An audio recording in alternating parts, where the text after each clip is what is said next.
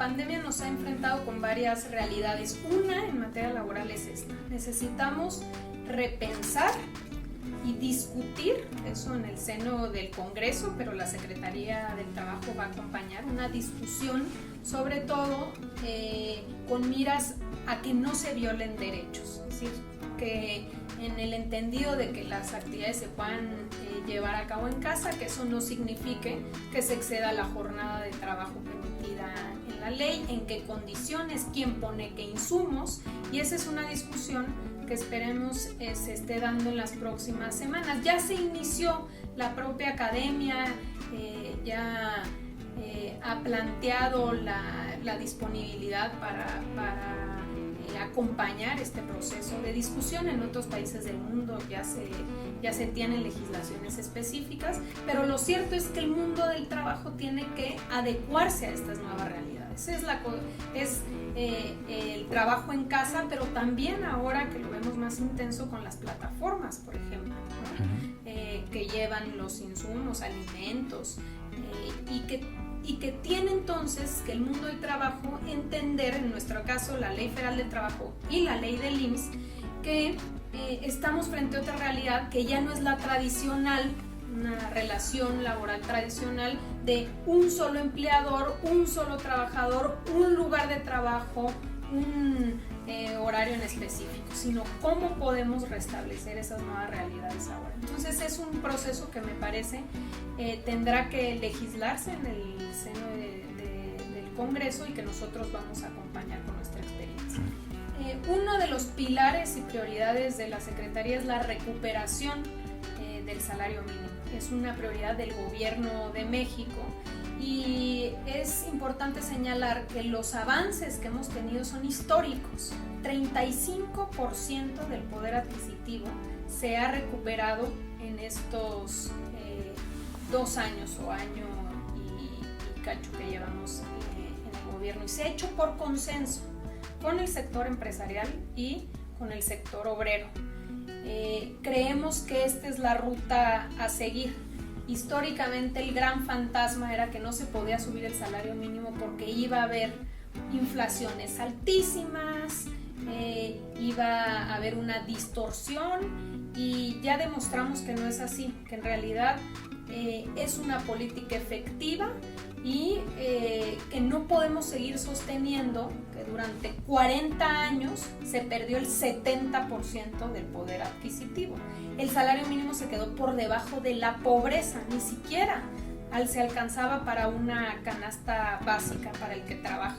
Tenemos que ir avanzando a que el salario mínimo sea lo suficiente, no solo para la canasta básica del trabajador, que eso ya hemos llegado hasta ese nivel, sino también para el trabajador o la trabajadora y un dependiente económico. En la gran mayoría de las familias, pues no es nada más el que trabaja, sino los hijos que conforman el núcleo familiar, y tenemos que ir avanzando hacia allá. Entonces, obviamente con mucha responsabilidad y siempre con un diálogo abierto, creemos que es importante que sigamos avanzando en la recuperación del salario mínimo. ¿Alguna cifra que tenga orientativa, que le gustaría que en el 2024, cuando cambie el gobierno, estuviera una?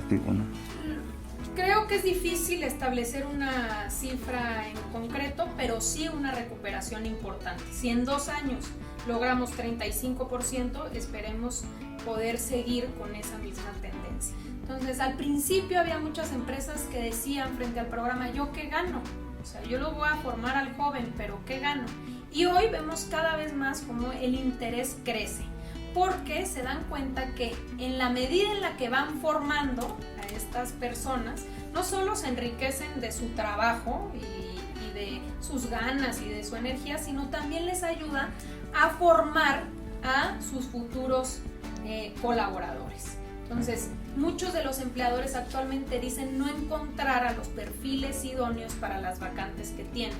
Este programa ha ayudado a que una vez que los incorporan y los van formando, entonces también van desarrollando esas habilidades y competencias que requieren las industrias para ser más productivas. Entonces me parece que ha habido este balance interesantísimo, y ahora frente al COVID Si bien es cierto, muchísimas empresas debieron suspender y los propios aprendices también, muchos trabajando desde casa, lo cierto es que atiende a una problemática adicional, que es el sector que más se ha visto afectado por la pérdida de empleo ahora frente al COVID, es el sector de los jóvenes. Entonces ha sido un canal de posibilidad para muchos jóvenes que perdieron su empleo poderse meter al programa y asegurar un salario mínimo, porque la beca de 3,748 pesos mensuales es igual a un salario mínimo y se tiene cobertura médica, que también